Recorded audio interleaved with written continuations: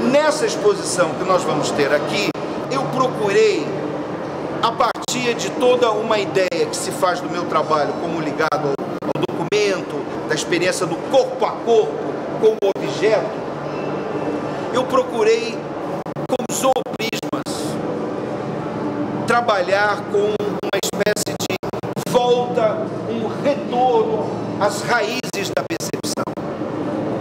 É uma volta, colocando propositadamente, neste momento, neste contexto, quase que entre parênteses, o objeto,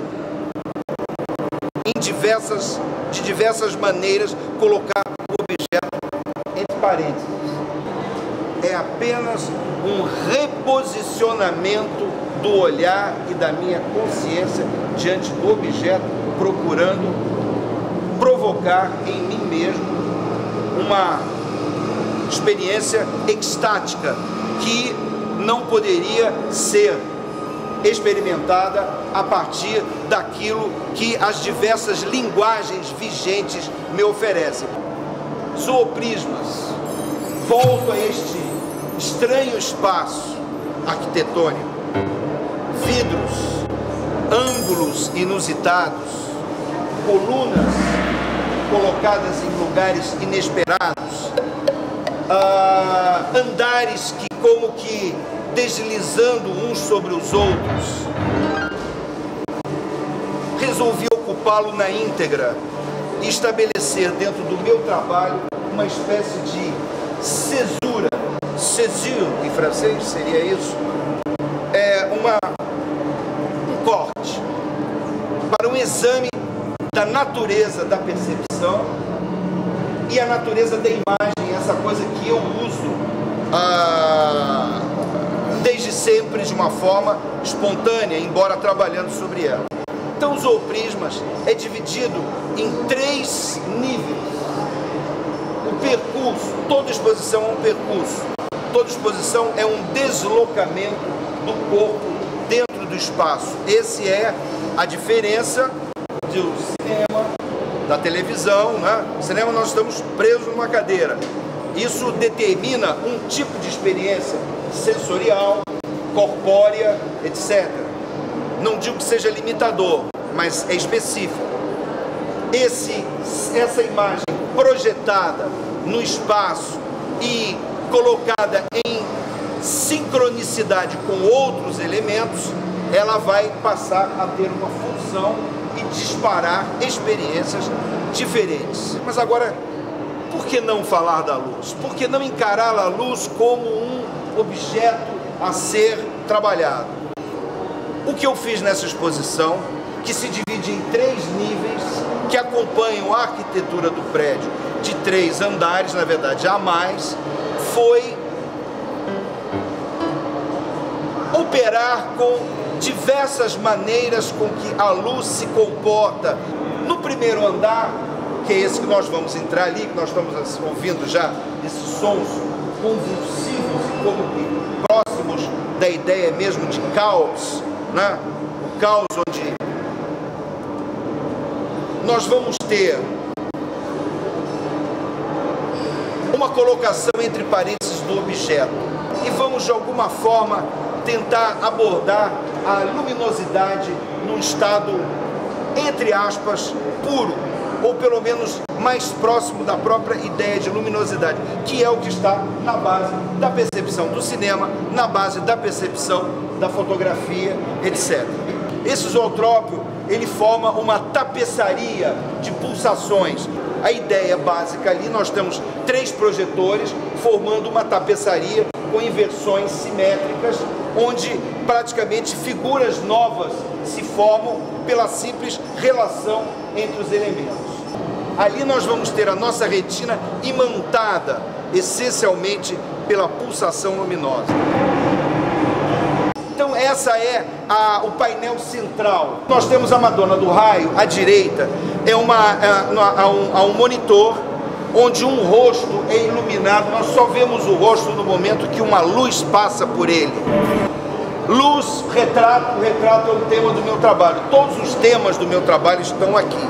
Mas ali esse rosto está desmaterializado e fragmentos desse movimento, da passagem da luz, são espacializados em 7 caixas de luz, onde há uma sugestão de algo sagrado, de uma ideia da Madonna, etc, etc. É praticamente como se o rosto, na verdade, estivesse formado pela própria luz.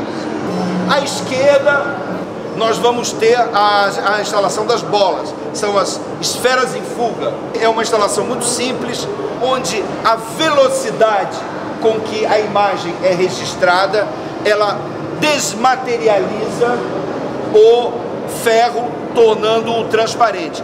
Então são 3 momentos, 3 maneiras da gente ter a luz e o objeto desmaterializado em 3 maneiras diferentes.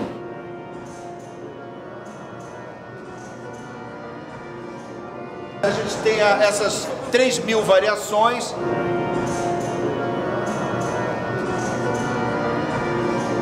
E na instalação de lá, daquele quarto final, é a menina do brinco de pérolas, onde eu retomo essa questão do retrato que está presente aqui, seja o corpo, o retrato, aquele famoso quadro de Vermeer, né, século XVII, Holanda, ela olhando para ele com um brinco de pérolas. Então eu criei um mito a partir de uma coisa que eu vi e que me chocou muito.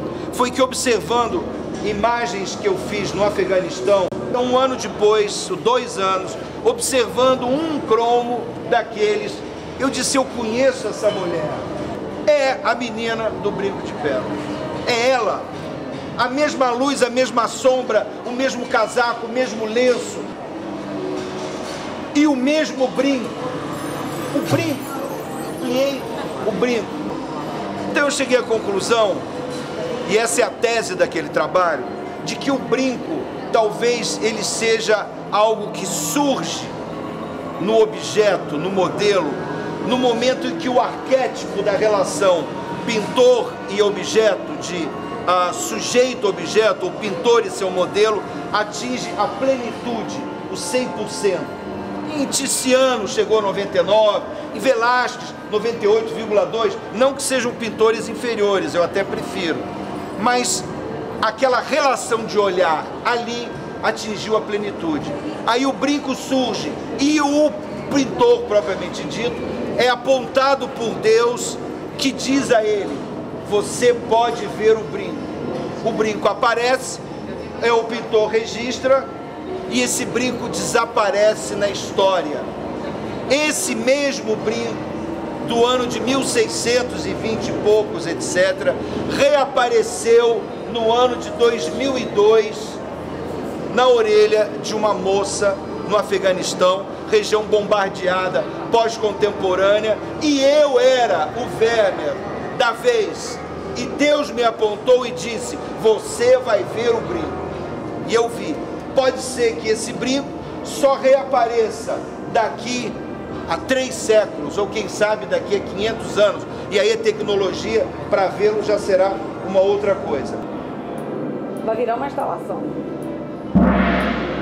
E para encerrar, lá, depois aí eu solto vocês, é uma instalação que se chama ela se chama Luz, Light, Lumière.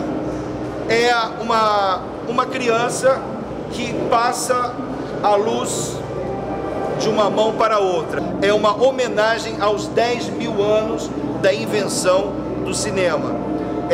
O uso da luz como um ativador do imaginário. A gente ouve na trilha sonora uma espécie de... são gemidos, como se a luz resistisse àquela mão que a manipulasse. E aos poucos ela vai se transformando, já que se trata de luz, vai se transformando na sonata ao luar.